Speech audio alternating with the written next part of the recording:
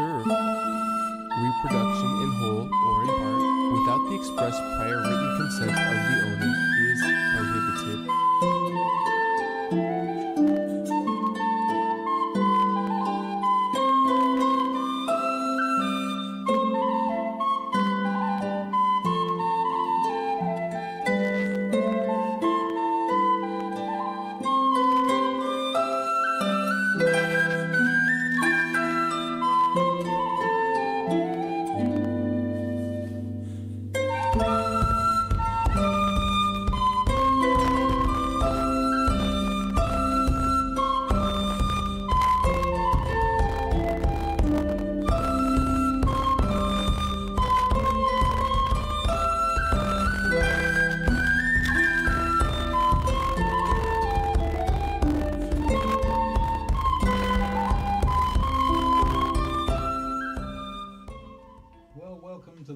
Ask Your Herb Doctor, KMUD Garberville 91.1 FM. It's November the 21st.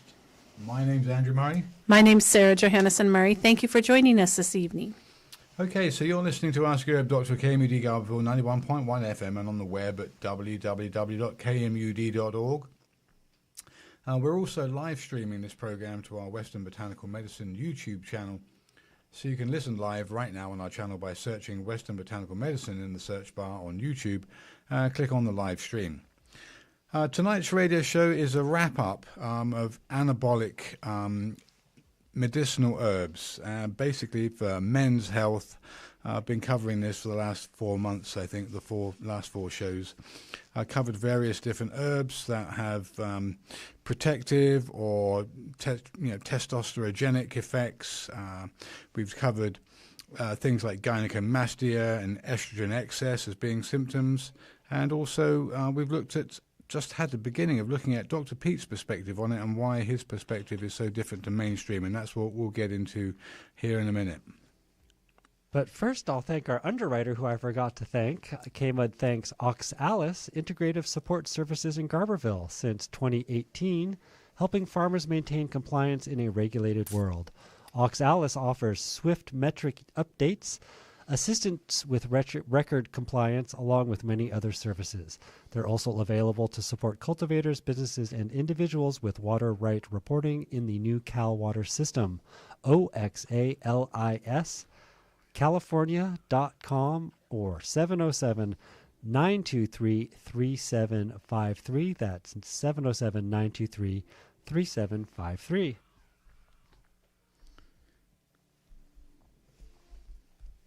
Okay, so you can visit our site, westernbotanicalmedicine.com. We offer a range of organic medicinal herb tinctures, and our contact details are there. Or you can reach us on our toll-free number, 1-888-WBM-HERB, and our Western Botanical Medicine Twitter account handle is @WBMHerb.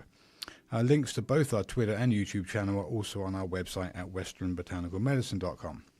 Okay, so for the last couple of months, when we've gone through the kind of disparity between the medical opinion of benign prostatic hypertrophy and Dr. Pete's underlying fundamental philosophy from a physiological perspective backed by science, not just opinion, why it differs so widely. So I've gone through in the last 4 months a wide range of different medicinal herbs that have different properties that are useful for both male pattern baldness, male prostatic hypertrophy, testosterone deficiency, gynecomastia, and these other symptoms that can often present in males. But when it comes to something like benign prostatic hypertrophy, the medical model is at odds, or Dr. Pete's philosophy is at odds with the medical opinion. So I wanted to start the show off by wrapping up Dr. Pete's standpoint on this, and then I'll carry on outlining those things related to either bone health or just general inflammation and testosterone, and then just kind of finish up covering the male herbs. So if you're looking at the medical model, the regular mainstream medical perspective on benign prostatic hypertrophy, they're essentially saying that in the urology department, the people writing the cases and producing the science, quote unquote, for publication in various journals and for supporting pharmacological drugs like finasteride, they say that essentially, one, it's an aging-related androgen change problem, especially continued local production of dihydrotestosterone, okay? So DHT inside the prostate. They say the prostate is extremely sensitive to this, and it actually also has these enzymes that can create DHT from testosterone. So they say that the local production of dihydrotestosterone inside the prostate is responsible for prostatic hypertrophy, and we'll get to the reasons why in a moment. And also that declining serum testosterone is part of the cause. So between decreasing testosterone and increasing DHT, they base this. So DHT is the main driver then of prostate growth. They say that the prostate contains high levels of 5-alpha reductase type 2 sites, and this converts testosterone into DHT, and DHT is considered to be 2 to 5 times more potent than testosterone at the androgen receptor. And persistent DHT exposure is believed to cause hyperplasia, which is increased cell growth of prostate stromal and epithelial cells. They cite that estrogen's role is minor but acknowledged. Mainstream medicine recognizes that estrogen increases with age due to aromatase activity, and we've spoken about that the last couple of shows. So aromatase, the enzyme that converts testosterone and other androgens into estrogens, they say that this is part of the problem that estrogen could be, but it's not at all the main issue so far as mainstream medicine is concerned. Estrogen is thought by mainstream models to make the prostate more sensitive to androgens, but estrogen is not considered the primary cause. Now, so far as the symptoms, the enlarged prostate compresses the urethra that passes through it, given things like urinary frequency, a weak stream, incomplete emptying, and nighttime urination. It can be extremely bothersome for patients that need to get up 4 or 5 times a night to urinate very small amounts with incomplete voiding, and it can be avoided.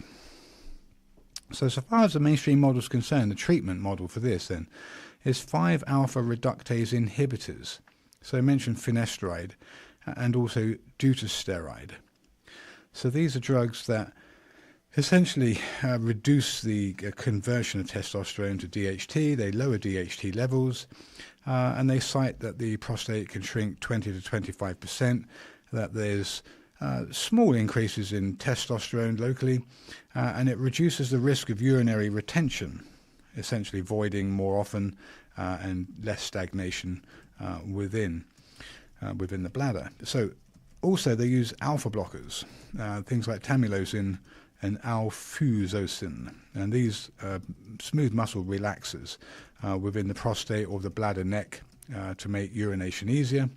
And then lastly, these procedures that don't sound very good, but TURP, which is a transurethral resection, if you like. It's like boring out the path through which the urethra goes through the prostate to essentially make the swelling less. So they remove some tissue, and it gives the urethra a little more room to breathe, as it were, so that the prostate isn't squeezing it the same way. Okay, so in terms of summarizing the kind of mainstream view, then they say that DHT causes prostate enlargement, and that estrogen plays a secondary role, and that lowering DHT is the goal.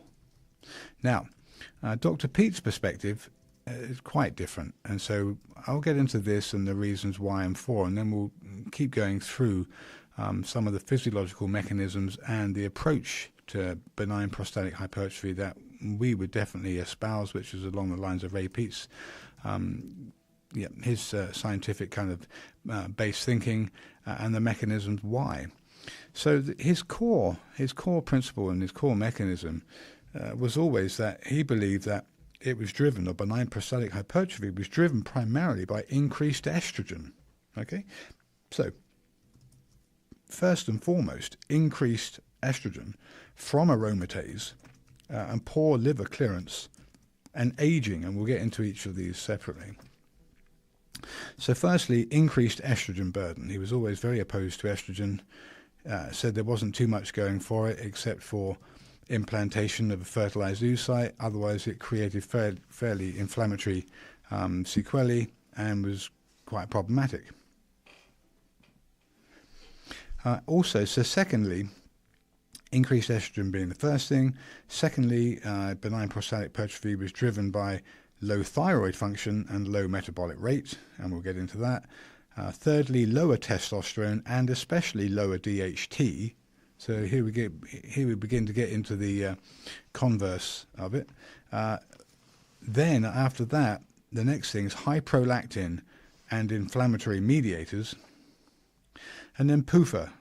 He was always very adamant about PUFA being inflammatory and slowing the organism down, decreasing energy, promoting estrogen and bogginess, and decreased cell energy. Also, that PUFA would be responsible for fibrosis in aging tissue. So, benign prostatic hypertrophy driven principally by increased estrogen, low thyroid, low metabolic rate, low testosterone, and especially lower DHT, high prolactin and inflammatory mediators, and PUFA accumulating in the tissue. Did not see DHT as a harmful androgen. Just to remind our listeners that PUFAs are a shortened acronym for polyunsaturated fatty acids, which are found in seed oils. Since the 1920s, we have eaten so many seed oils compared to thousands of years prior because of the Industrial Revolution and the paint industry stopping using these seed oils, and the paint industry switched to the use of petroleum-based oils for the paint. So the seed oil industry needed to sell their seed oils, and so they sold them to us to eat. And before the 1920s, heart attacks were unheard of.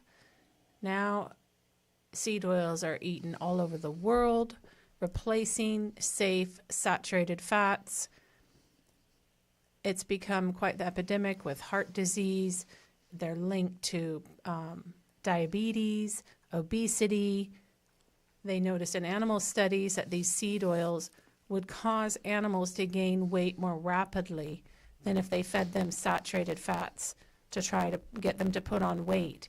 And the animal industry liked that because the animals got fat quicker, because they were poisoning the animal's metabolic function and poisoning their metabolism and their ability to burn calories, and so they got fat. So unfortunately, Dr. Pete had talked about this for 20 years ago when we first started talking to Dr. Pete. He had been talking about seed oils for 20 years prior, so now it's been 40 years. I'm really happy to hear that seed oils are starting to become a no-no on people's healthy list. Okay, you're listening to Ask You of Dr. KMUD Garberville 91.1 FM from 7:30 to the end of the show at 8 o'clock. You're invited to call in with questions. The number is 707-923-3911. And I also want to give a shout out to Jippo Ale Mill, who is now using sustainable organic palm seed oil in their restaurant. So they are no longer frying in a seed oil, they're frying in palm oil. And so awesome, Julie. Thank you so much. Could I, you've probably raised some hackles on people's necks by saying palm oil and presenting that as in some way, I mean, whether or not even nutritionally better, but people go, oh no, but the palm oil plantations.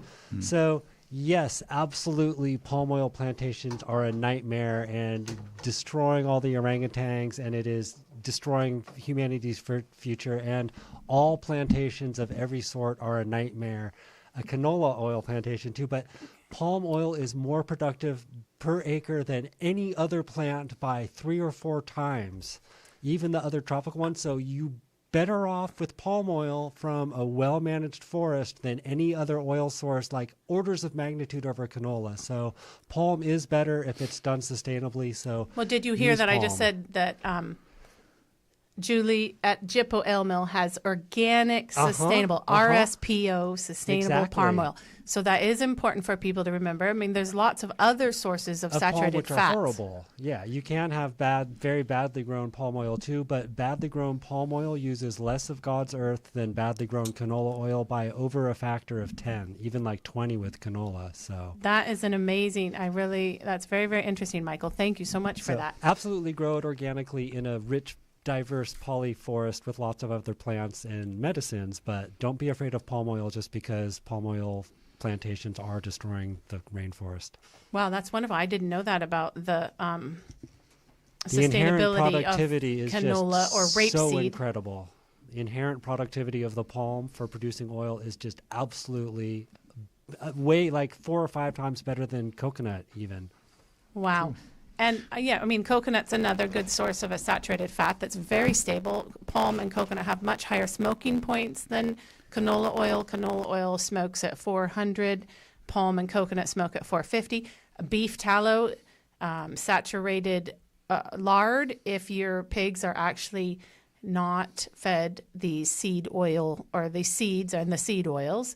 And of course, any other ruminant animal's fat will be saturated. It's really important that the animal has the forced stomach. So if the cow eats grains, because he has forced stomachs, because they have forced stomachs, they can convert that grain into a saturated fat, whereas a pig and chickens, they can't because they don't have forced stomachs.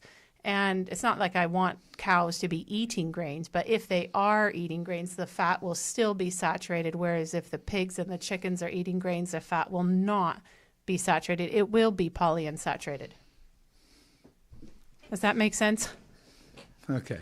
All right. I'm looking at Michael here. Cows are not what they eat, but pigs and chickens are what they eat.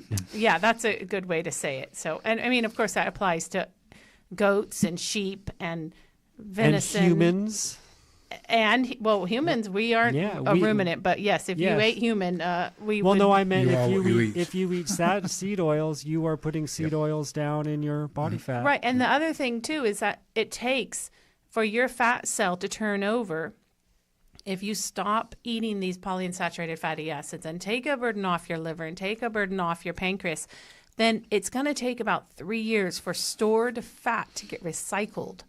So start now so that your fat composition is saturated and stable, because remember, if an oil goes rancid outside the body, once you put it in your body, that's over 96, 97, 98.6 degrees, hopefully, Fahrenheit, along with all the oxygen we have in our bodies, that oil is going to go rancid much, much quicker inside our bodies than it would sitting on the shelf. And then you have a whole free fatty acid, free radical nightmare on your hands inside your body. And that's what they've discovered is causing the plaque deposition on the inside of the arteries. That's what's causing the pancreas to stop working. That's what's increasing cancer because they're immunosuppressive. I could go on and on. They're estrogenic. They're damaging to the liver, so your metabolism slows down. These seed oils are just a nightmare. All right, we're getting back to DHT. Dr. Pete's role, so far as DHT was concerned, here's where we start to refute the mainstream medical model. He said that DHT is protective, and not harmful. He said that DHT was anti-estrogenic, it was stabilizing, it was anti-inflammatory. He said that DHT maintained differentiated prostate tissue and that it declines with age and the prostate becomes more vulnerable, and that blocking DHT with finasteride increases estrogen and prolactin and worsens the entire biological terrain of the prostate. And he repeatedly criticized 5-alpha reductase inhibitors for creating sexual dysfunction, depression, breast enlargement in males, metabolic suppression, and increased prostate cancer risk, as seen in some trial subgroups. So far as estrogen's role in Pete's perspective of it, the primary driver of benign prostatic hypertrophy and prostate cancer is that estrogen causes tissue swelling and cell proliferation, fibrosis, inflammation, and prolactin to rise. And that estrogen increased with aging due to aromatase, converting testosterone into estradiol, as well as stress and poor liver detoxification. So between the stressors that are going on in the person's physiology and also the increasing estrogen that is made by converting testosterone, these things were the primary drivers of benign prostatic hypertrophy. Now, so far as the thyroid is concerned, he was totally behind thyroid, and I can't say it enough. I think probably half of the population is low thyroid, and you would never know it on a blood test. And so that's kind of sad because it's such a benign compound. And unfortunately, it's a prescription medication here, but in several other countries around the world, it is still completely available without a prescription and is treated like DHEA or any of the other substances, vitamins, whatever you want to think about that you pick up from a health food store. And part and parcel, the reason why so many people are low thyroid these days is because of generations of eating these seed oils that suppress the thyroid in 5 locations. The French did a study that showed seed oils suppress thyroid function at the gland itself. It blocks it circulating in the bloodstream. It blocks it at the tissue level from receiving it, taking it up. It blocks its production in the gland as well as its excretion from the gland. And they just aren't meant to be eaten. If you want to think about how are you going to get oil out of corn, it's impossible. How are you going to get oil from olives? It's easy. I've done it. Are you going to get oil from coconuts? That's easy. It just floats to the top. Are you going to get oil from animals? I've worked with butchering our own animals. There's lots of fat on animals. So whatever you choose to eat for your fat source, we wouldn't be trying to extract oil from corn or soybeans for that matter. That's just, it's not logical. It's not healthy, and it's just not right. Okay, we have a caller. It is 20 past, but we're happy to take the call. Let's take this first caller. Where are you from and what's your question? Yeah, I might have missed it, but can you guys go over what oils are okay to cook with? Sure. Go ahead, sir. So olive oil is okay in like no more than 1 tablespoon per day because it does contain 10% polyunsaturated fatty acids. Mono. 10% polyunsaturated fatty acids, 90% monounsaturated fatty acids. So those monounsaturated fatty acids are what, that's why it's still a liquid because it's not a saturated fat, but it's not as, everybody knows olive oil doesn't go as rancid as quick as corn and soybean oil will, or canola or sunflower oil. So it's not going to oxidize inside your body at that rapid rate like those other seed oils will. So basically, you can just easily say all liquid oils are bad except for olive oil. Now, avocado oil is slightly better than corn, soybean, sunflower because it does have a higher percentage of monounsaturated fatty acids, but it still has a lot of polyunsaturated fatty acids. And that's why the avocado will go rancid and spoil so easily. One of the reasons is because of the polyunsaturated fatty acids in there. And I heard it was important to cook with refined olive oil and refined avocado. Is that correct? Well, I don't like recommending avocado at all when there's much easier oils to obtain naturally, like olive oil and coconut oil and palm oil. But it's not important for coconut. If you like the coconut flavor, it's stable either way. Whereas palm, there are 2 fractions of palm. There's the liquid palm, which is the polyunsaturated fatty acid in palm oil, and then there's the saturated part of palm. So you don't want the liquid portion of palm. I have bought that, tried that, checked it out, and it was rancid when I bought it. I mean, I've become so sensitive to rancid oils now that I just have to smell them, and I can tell they're rancid. Yes, sorry, Michael has a question. I can't hear you, Michael. I'm sorry, that helps. You mentioned palm oil, and there is a Brazilian raw palm oil, which is probably both saturated but it's red and it has all the original proanthocyanidins, and that might have interesting beneficial health things, and it's raved about in Brazil. But I was going to mention safflower, even though it is generally a seed oil. there is a lot of breeding which is happening in the safflower oil industry, and I can give you a source for industrial quantities of seed for safflower that is 85% monounsaturated, 15% saturated. Right. So, Stearic yeah, acid, but I don't know where to get oil pressed from those seeds. So that could Right. be a good industrial source, and those seeds are there, yeah, I mean, it but depends. consumers need to demand it. Well, yeah, I mean, or you're thinking about like a local source of a saturated fat rather than a beef tallow?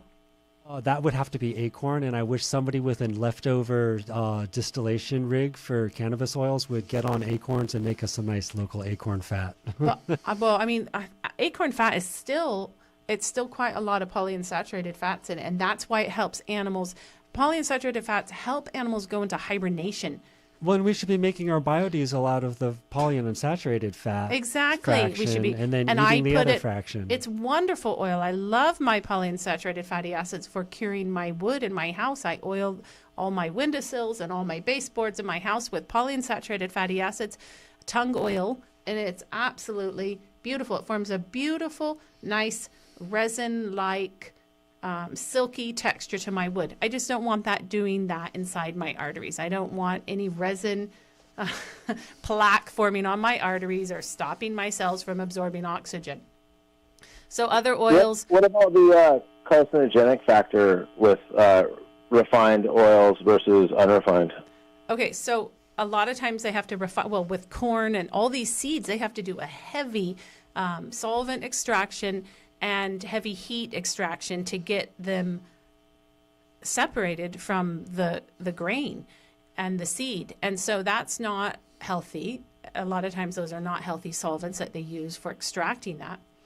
And then once they extract it, then they have to keep it in ultra airtight conditions, because the second any of those polyunsaturated fats reach oxygen, they just start going rancid. And everybody's seen how on a bottle of liquid oil, the cap, like corn oil. I remember seeing corn oil as a kid, and the cap was always stuck to the bottle of the corn oil top because it was starting to go rancid. And it just stinks bad. It tastes bad. It's not sustainable. A lot of corn is genetically modified and sprayed up the wazoo with glyphosate. So back to what good oils there are. So olive is good for salads, and I don't really like cooking too much on olive oil, maybe a little sauteing. Butter, if you eat dairy, has a lot of saturated fat. It has some PUFA too, but the point is that when you eat these saturated fats, if you eat them and they have a little PUFA in them, that's going to be okay, because that little bit of PUFA will be stabilized by the saturated fat that's in it. So when it goes into your body, the saturated fat and the PUFA fat is going to get stored together, and that saturated fat will help protect the PUFA from going rancid inside your body. The little bit, because all food you eat has a little bit of PUFA in it. So the main thing is we need to avoid those liquid oils. Like if you eat a few nuts here and there, if you have it, if they're really high in polyunsaturated fatty acids, if you have them with a saturated fat, that's going to help protect that from going rancid inside your body. But when you're eating fried food or having prepared food that's fried in oil or cooked with oil or oil added to it, 1 teaspoon a day of that liquid seed oil is enough to start causing all sorts of problems with just your thyroid alone. So, wait a minute, nuts are bad too? Well, nuts also have polyunsaturated fatty acids. That's why they go rancid. I mean, Costco has this almond butter, and my kids think that's just like the greatest treat ever. But every time I've bought it, it is rancid. It's been sitting around somewhere for too long. Once you grind an almond, you don't have long before that stuff goes rancid. So yeah, nuts can go rancid. If they go rancid outside your body, they're going to go rancid inside your body. So you have to eat them in moderation. They're a special treat. They're not like something that we should be consuming the majority of our calories from. And they should be eaten with something to stabilize.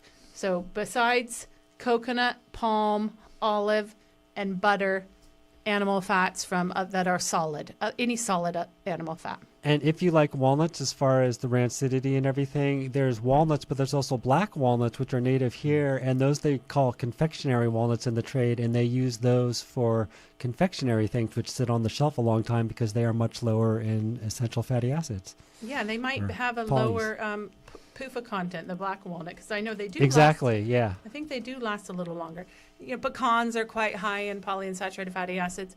Macadamia nuts are very saturated. Brazil nuts are much more saturated. So some of these nuts have more stable oils, and that's why they last longer. Okay, I think we have one more caller. Caller, you're on the air. Where are you from? What's your question? I'm from Northern Humboldt.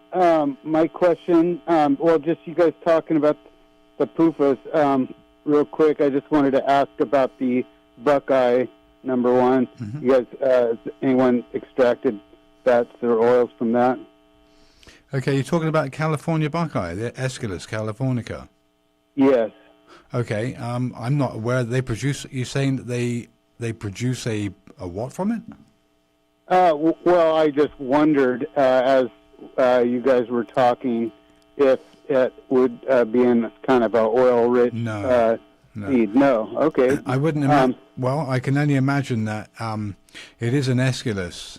So, in that same family as the horse chestnut, it probably contains relatively high amounts of esin, AESIN, and that compound you would not want to consume too much of that.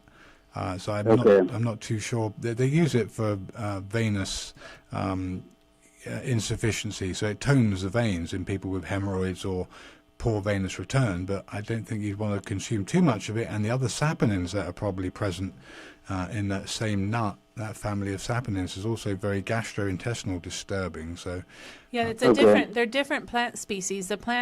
The horse chestnut is very similar to the California buckeye.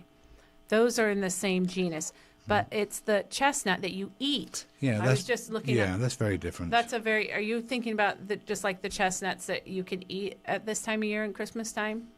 No, it was totally just a random side kind of note to what I was actually calling about. I was just curious because you were just mentioning some of those other larger seeds having lots of saturated fat, so I wondered about that one. What I wanted to ask primarily was I came across something that talked about how important zinc is for male kind of fertility or something like that. And I saw a video of when the sperm actually goes into the egg. There's like this flash that they call the zinc flash or something like that. So that was what I wanted you to talk about. But I also wanted you to reiterate.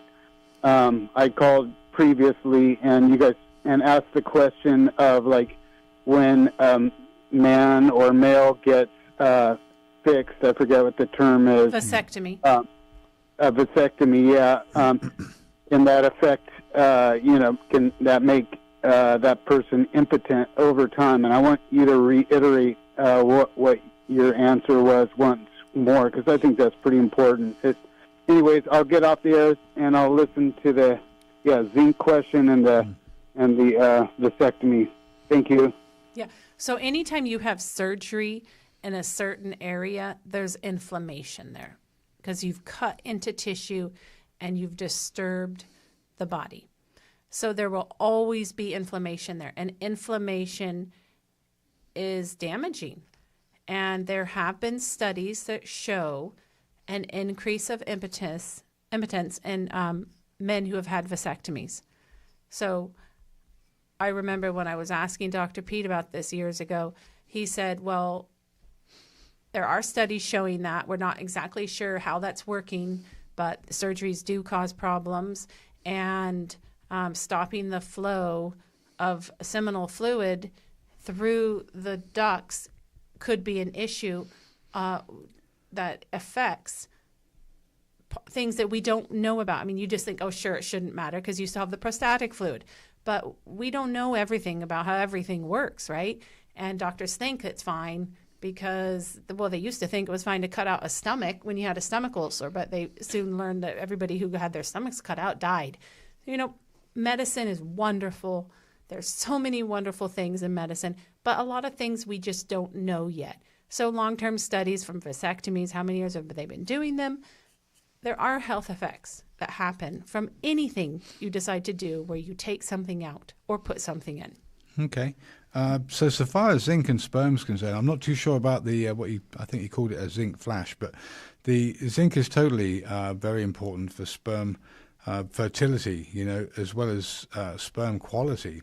So ultimately, it's increases the stability of DNA within the sperm, and then it directly increases sperm production and the motility of sperm. So they'll recognize sperms are much more motile. Their flagellae are flapping way quicker and they travel faster. So that obviously is going to result in a pregnancy over sperms that don't swim too much or are not very active. So yeah, basically quality and count, and again the structure and function. And like I said, zinc is kind of, it protects against oxidative damage. So there's less inflammatory mediators that would normally attack the sperm, etc. So yeah, if that answers the question, zinc's definitely important. I think 50 milligrams a day is a pretty average dose of zinc. I know during COVID, most people were told to take 50 milligrams. It definitely has antiviral activity to it and immune enhancing activity. But in terms of sperm, like I said, it's directly involved in protecting against oxidative damage and the quality and the motility of sperm. Okay, so you listen to Ask Your Dr. KMUD Garberville 91.1 FM from now until the end of the show. At 8 o'clock, you're invited to call in with questions, 707-923-3911. So, okay, we covered the thyroid's role in benign prostatic hypertrophy, mentioning that Dr. Pete was always supportive of the fact that low thyroid caused high estrogen, high prolactin, and benign prostatic hypertrophy ultimately down the road, and that thyroid replacement or optimizing your thyroid through diet, and we've mentioned the PUFA, removing PUFA from your diet is one of the quickest ways to improve your thyroid function. He said that estrogen causes prostate enlargement and that DHT is protective. He said that lowering DHT is harmful, so you wouldn't want to block it with 5-alpha reductase inhibitors like finasteride, and that benign prostatic hypertrophy is fundamentally a metabolic estrogen problem and not an androgen problem. So that's pretty much a contra value, if that's the correct word, whatever, of the two models, one mainstream and one Dr. Pete's perspective from a biological and energetic perspective, with really estrogen at the root of it. And let's just carry on with some of those again distinctions here. So he said that estrogen's role was mostly inflammatory and it was unnecessary in males, and that for bone health, it's more important that T3, DHEA, progesterone. These are things that protect the bone, because I want to tell you that estrogen protects bones in women. And again, this is another subject, but we've covered it many times, that estrogen replacement therapy in women is not the answer for osteoporosis or osteopenia. But again, we'd have to go through the facts and cite the causes and the science and refute what mainstream medicine would say about estrogen. And that these mechanisms, and as I've mentioned, T3, DHEA, progesterone, they're useful for patients with estrogen dominance and thyroid dysfunction.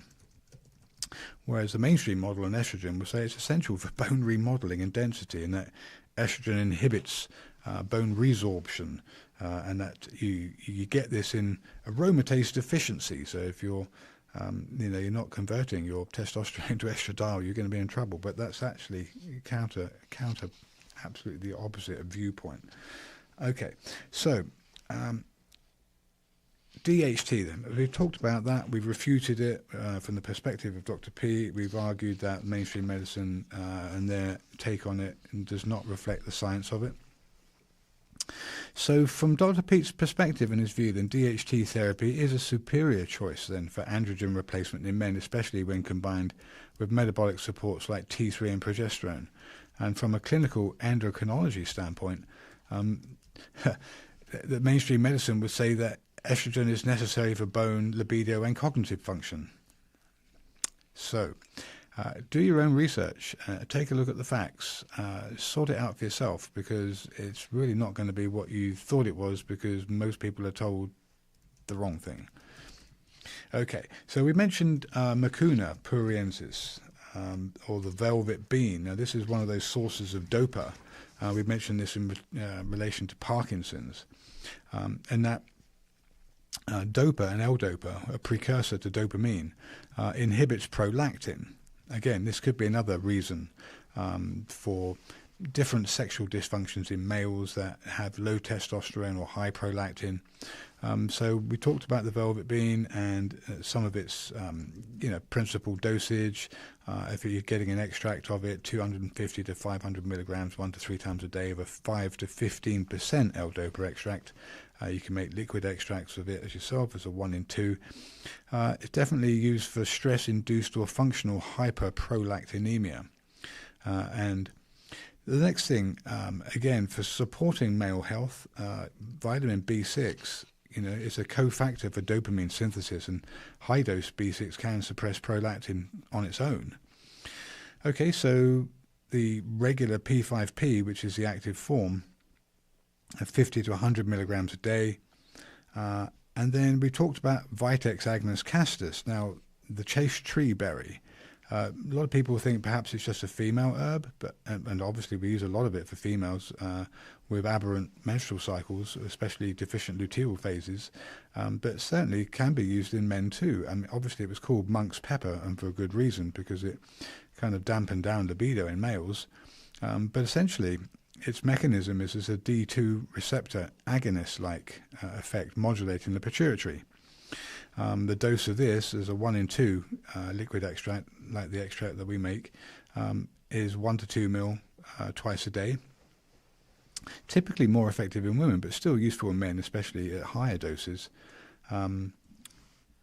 Like I said, they can lower libido in males. So there's but at higher doses, if a man has man boobs and is has too much prolactin, then they actually need Vitex to increase their sex drive, because too much prolactin is anti-libido. Okay, we also mentioned these compounds, L-theanine and tyrosine.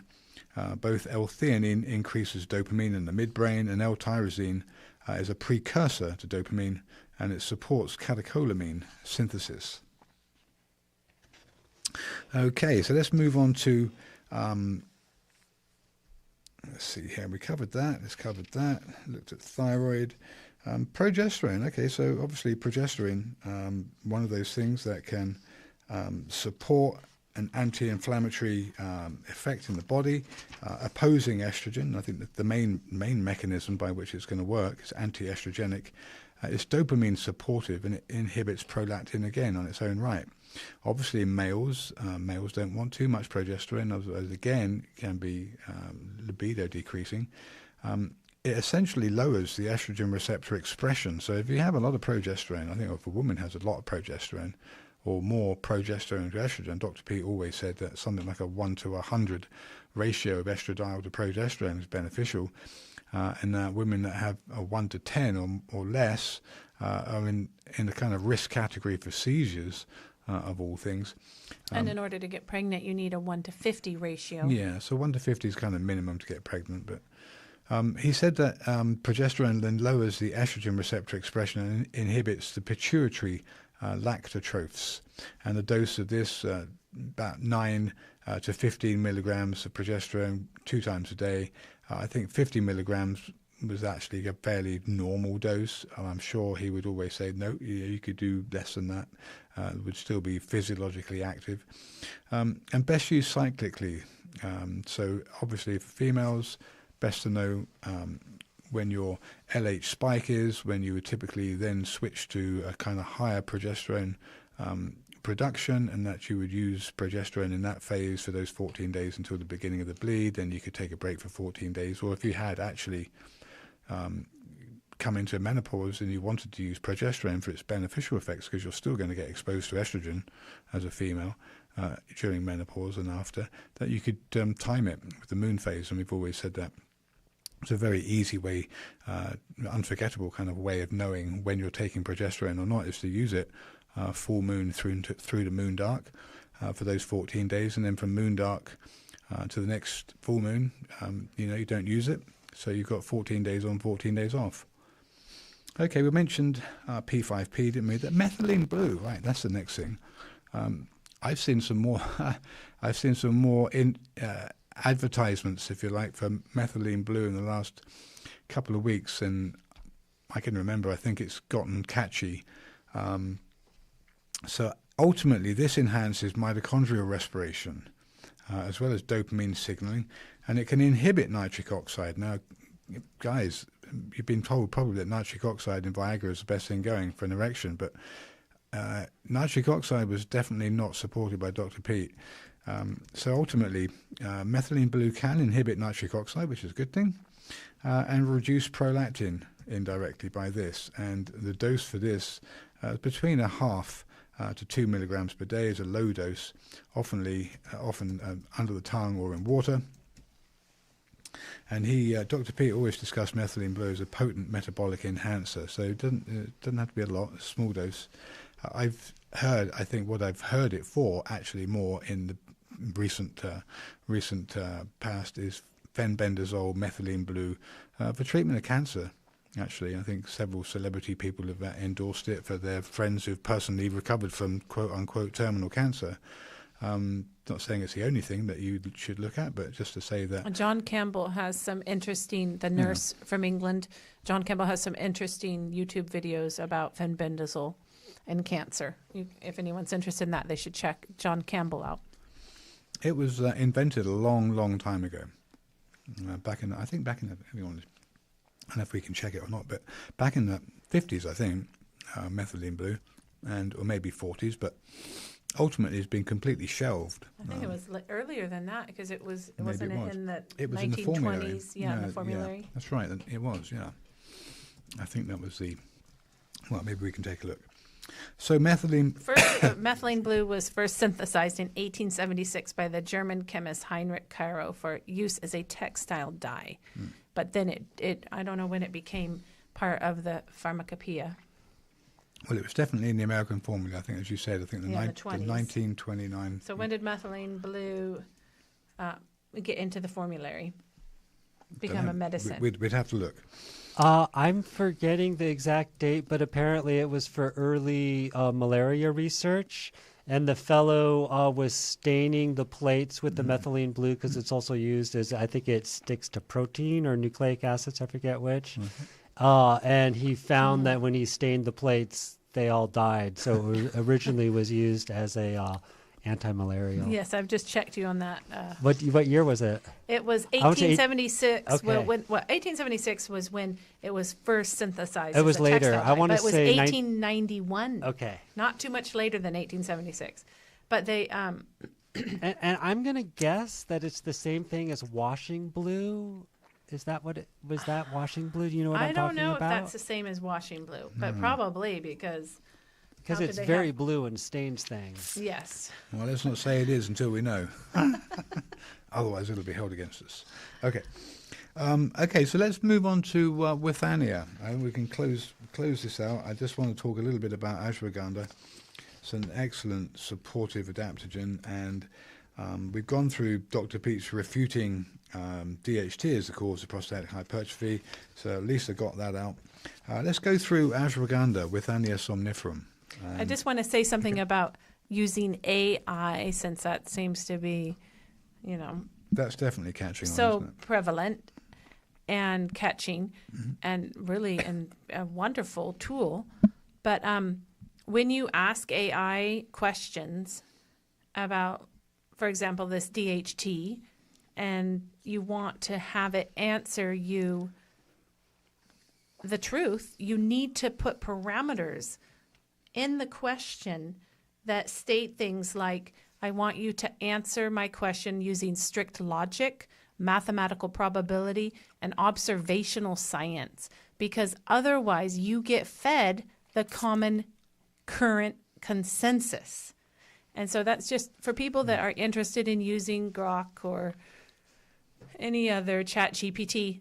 That's a really important thing to ask the AI to have to tell it that you want as the scientific parameters, because observations. otherwise you'll just get fed what's you know, like they thought removing stomachs was the answer to stomach ulcers. That was the common consensus. And, you know, they thought x-raying people's feet was a great way to find out if shoes fitted. That would have been answered as the common consensus. So you have to put in parameters to ask them. You want strict logic, mathematical probability, and observational science if you want an accurate, truthful answer. From the biggest all-knowing brain, this side of, excuse me, within this known universe right now. Okay, so let's look at withania from the perspective of benign prostatic hypertrophy and explain some of its phytochemical attributes that would be responsible here. So we know that it's driven in part by chronic inflammation, oxidative stress, and cell proliferation. Now, the withanolides, it's Withania somniferum if it's Latin binomial, but the withanolides as a group of compounds that have been found within and classified and characterized within withania inhibit nuclear factor kappa beta and COX-2 and pro-inflammatory cytokines. So these are all pro-inflammatory. They reduce oxidative damage to the prostate. And in animal studies, one study in rats with testosterone-induced, interesting, listen to this, testosterone-induced benign prostatic hypertrophy, wonder where that came from, found that ashwagandha root reduced prostate weight, epithelial thickness, and restored histological architecture.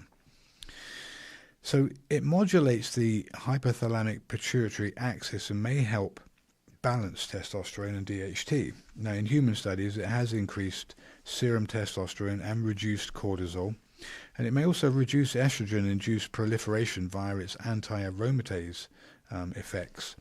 Now, as we know, high cortisol contributes to estrogen dominance and prolactin, which can worsen benign prostatic hypertrophy. Now, ashwagandha lowers both, and the withanolides may also have weak anti-androgenic activity, tempering conversion to DHT locally.